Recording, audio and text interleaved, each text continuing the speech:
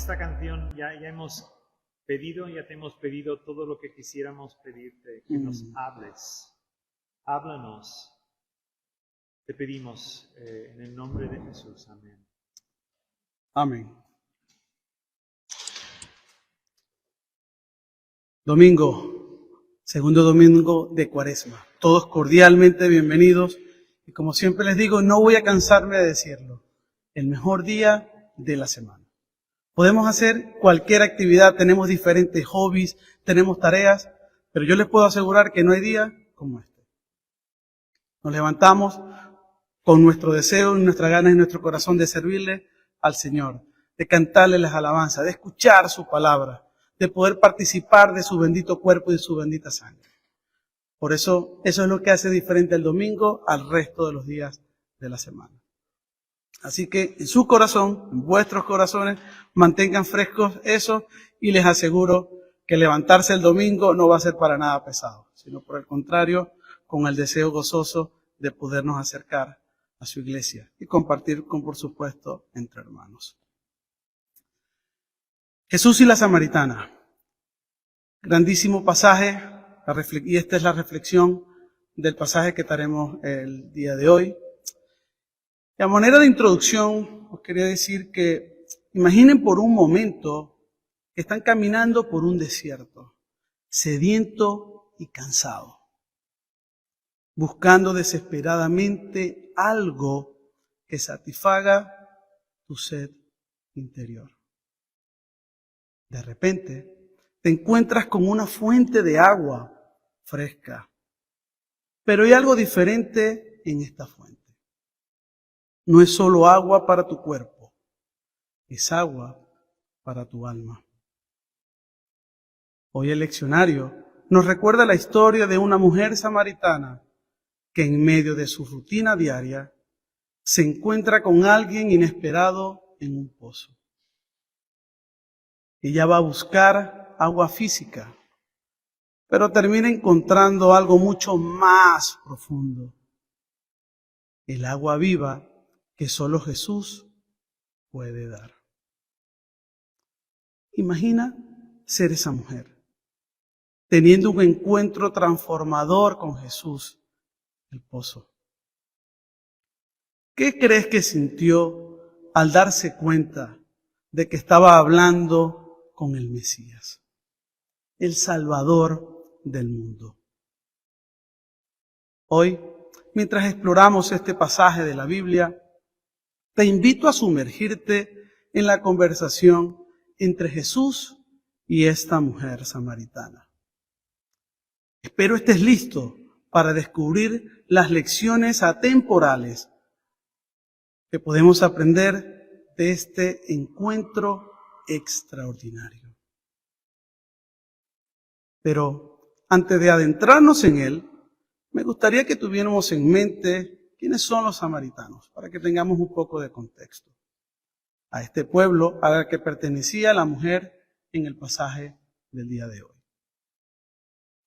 Brevemente, y según datos del Antiguo Testamento, los samaritanos se habían formado con 5 tribus que repoblaron Samaria después de ser conquistada por Asiria.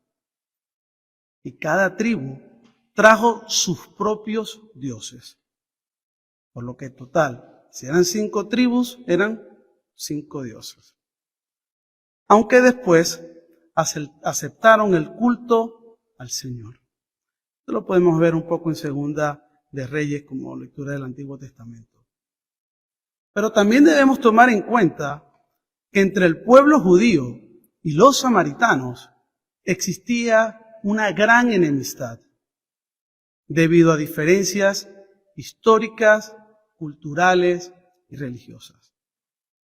Históricamente, la enemistad se originó cuando el reino de Israel se dividió en 2 partes, después de la muerte del rey Salomón, alrededor del año 930 a.C. Una parte se convirtió en el reino de Israel, con su capital en Samaria, y la otra parte se convirtió en el reino de Judá, con su capital en Jerusalén. Esta división, por supuesto que creó tensiones políticas y culturales entre las dos regiones. Culturalmente, los judíos y los samaritanos tenían diferentes tradiciones, costumbres y formas de adoración. Los samaritanos eran vistos como un grupo étnico y religioso separado por los judíos y no se les consideraba parte del pueblo judío. Esto, por supuesto, llevó a un distanciamiento cultural y social entre ambos grupos. Religiosamente, los judíos seguían la ley y las enseñanzas del Antiguo Testamento, mientras que los samaritanos tenían su propia versión de la ley y el templo, que era diferente y no reconocida por los judíos. Esta discrepancia religiosa también, por supuesto, contribuyó a la enemistad entre estos dos pueblos. Teniendo en cuenta todos estos factores que distanciaban a estos dos pueblos, resulta como mínimo curioso que Jesús, siendo judío, se acercó a la samaritana. Por lo que me gustaría resaltar algunos puntos que llaman la atención del mismo, a fin de que sigamos meditando en él. Vemos al comienzo cuando Jesús le pide agua a la mujer. Ella se pone al mismo nivel que Jesús. En el versículo 9 vemos cuando dice, tú judío, yo samaritana, recordándole también la enemistad que había entre estos dos pueblos. Sin embargo, a esto Jesús les recuerda su doble ignorancia en el versículo 10, pues le sugiere el don del agua viva, debido a que esta mujer no conocía ni el don de Dios, ni sabía con quién estaba hablando. Luego vemos durante la conversación que 2 veces la mujer llama a Jesús Señor. Esto lo vemos en el verso 11 y el verso 15. Porque conforme aumenta el trato y lo va conociendo, por supuesto, aumenta su respeto hacia él. Esto trae como resultado que se acaba invirtiendo los papeles, cuando ahora es ella que le pide a Jesús de esa agua viva. En el verso 15 dice que la mujer le dijo, Señor, dame esa agua para que no tenga yo sed, ni venga aquí a sacarla. Evidentemente, la posición de la mujer buscaba que Jesús le hiciera la vida más fácil, reflejando con ello que aún no había captado del todo el mensaje, puesto que seguía en su mente cubrir sus necesidades físicas. Luego, cuando Jesús le habla de sus 5 maridos, dicen algunos comentaristas que estos 5 maridos también hacen referencia a los 5 dioses originales de los samaritanos. ¿Recuerda que al principio lo que les decía? Que cada pueblo tenía sus 5 dioses. Pues cuando le habla a Jesús de estos 5 maridos, hace siendo referencia a esto. Cuando le habla de esto, la mujer por fin se reconoce como pecadora, a reconocer a Jesús como un verdadero profeta. Vemos que la conversación sigue y vemos que ya a nivel religioso, como la mujer insiste en que el Señor es el marido de su pueblo, ya que sus antepasados, los patriarcas, habían adorado en tierras de Samaria. A lo que Jesús le anuncia a la mujer que en el futuro La adoración no estará ligada a lugares, sino a una persona, a Él mismo, el nuevo templo de Dios, y será un culto en espíritu y verdad, algo que proviene del corazón, movido por Dios, y que se revelará en acciones concretas de vida. Posteriormente, la samaritana sabe que Jesús es el Mesías, porque Él personalmente se lo revela. Y finalmente, al enterarse de que Jesús era el Mesías, la mujer se convirtió en apóstol y llevó la buena noticia a su pueblo, a su propia gente. Y cuando los samaritanos conviven 2 días con Jesús, llegan a reconocer que Él no es un simple Mesías, Salvador de los judíos, sino que Jesús es un super Mesías porque venía a salvar a todo el mundo. Definitivamente, creo que puede estar de acuerdo conmigo que este es un gran pasaje para poder reflexionar en este domingo segundo de Cuaresma. Pues vemos cómo Jesús se revela específicamente a los pecadores. Porque cuando vemos este pasaje y bajo el contexto de las Sagradas Escrituras, vemos que este es el único caso que Jesús revela directamente su identidad, diciéndole claramente que Él era el Mesías. Y si se fijan, lo hace a una mujer de una raza desconocida y no de raza judía. Lo hace a una mujer y no a un hombre. Escogió a una pecadora y no a una santa. Porque, mis hermanos, Dios suele escoger a los últimos. Es que así funciona el Evangelio. Este es el Evangelio, mis hermanos, de que tanto predicamos, de que los últimos serán los primeros. Este es el Evangelio, mis hermanos, que es locura para el mundo. El mundo no lo entiende, porque como dice San Pablo en 1 Corintios capítulo 1, verso 18, porque la palabra de la cruz es locura a los que se pierden, pero a los que se salvan, esto es, a nosotros, a usted y a mí, es poder de Dios.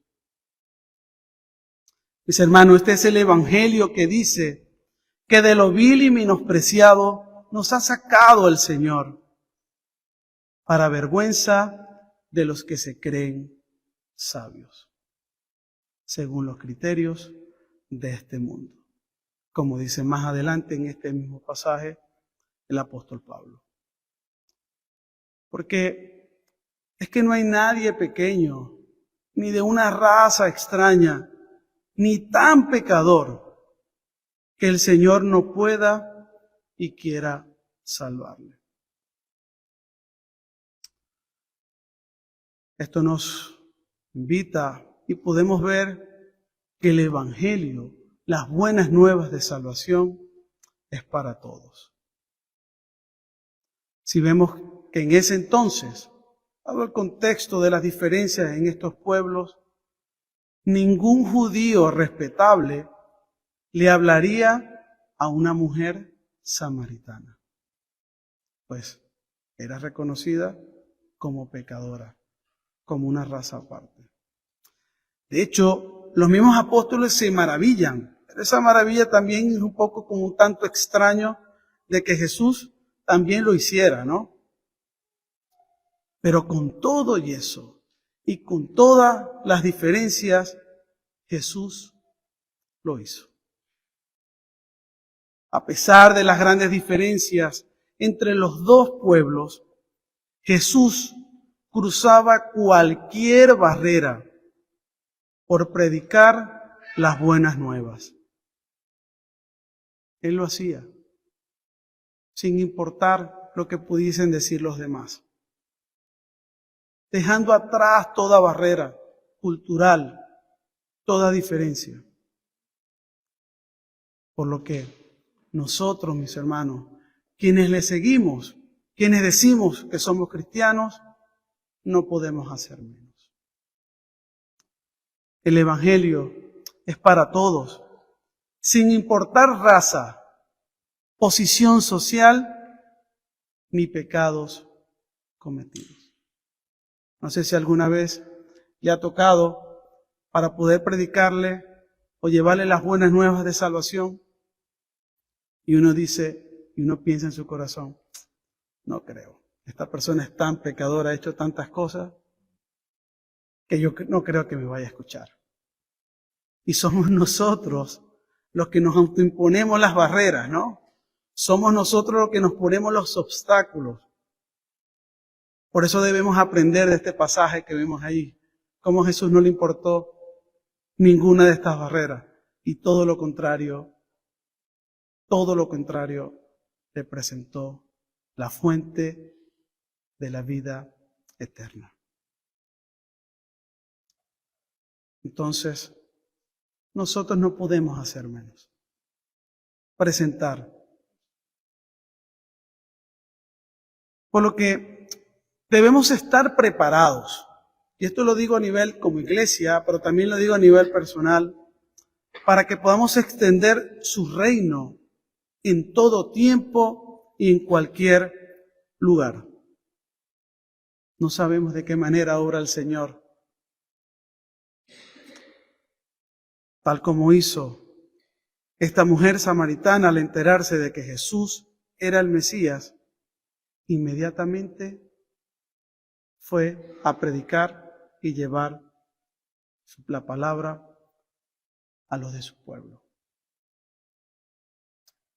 ¿Deseas también tener ese encuentro transformador con Jesús, con Mesías, el Salvador, y dejar atrás todo obstáculo y toda barrera y que podamos dar testimonio de Él? Creo que este tiempo de Cuaresma es propicio para ello. Sabemos que el Señor está dispuesto a recibirnos y a darnos de beber de la fuente de la vida eterna. Pero no nos quedemos solamente hasta allí, porque luego vayamos y compartámoslo, tal como lo hizo la mujer samaritana. Tenemos diferentes medios para poderlo hacer, con nuestro testimonio, con nuestra vida, con nuestras palabras, pero las redes sociales, hay tantos medios que nos los ponen en nuestros trabajos, siempre sembrarlo. Siempre sembrarlo y dejarlo. Y esa palabra, mis hermanos, no volverá atrás. A lo largo, como muchos saben, yo no solamente me dedico a ser diácono dentro de la iglesia, yo trabajo también como ingeniero en la industria, y muchos me se acercan y cuando tienen algún problema, mira, por si acaso, puedes orar por esto que tengo yo allí. Mira, ¿cómo no? ¿Cómo no? Y es tomar esa oportunidad para hacerlo. El Señor siempre lo hace. Mira, tú que vas el domingo para la iglesia, ¿puedes orar por pedir tal cosa? Por supuesto que claro que sí. Esos son momentos. Y yo no he llegado con ningún momento con la Biblia, decir, no, arrepiéntete pecado porque si no te vas para el infierno. No, todo lo contrario. No, porque estoy seguro que lo primero que me dicen, lo que está es, loco, vamos a apartarlo de esto. El Evangelio es locura, sí, pero ya va, bueno, vamos a actuar en consecuencia, no vamos a... Pero es esto, no nos pongamos las barreras, somos nosotros mismos. Yo me siento identificado plenamente con esto. Si yo digo, no, no me va a escuchar. Y de esto, historias, miles que contar. Dentro de mi familia se burlaba, mi esposo se debe acordar, cuando empecé a ir a la iglesia. El hermano, el evangélico, mira, el pastor ahora. 15 años después, están sirviéndole al Señor y están en la iglesia. Para la gloria del Señor. Me siguen llamando hermano, me siguen llamando el pastor. No me importa. El hermano Cocó, aquellos que son de Venezuela se debe saber quién es el hermano Cocó. Chiste que ya después tendré oportunidad de comentar. Pero no me importa.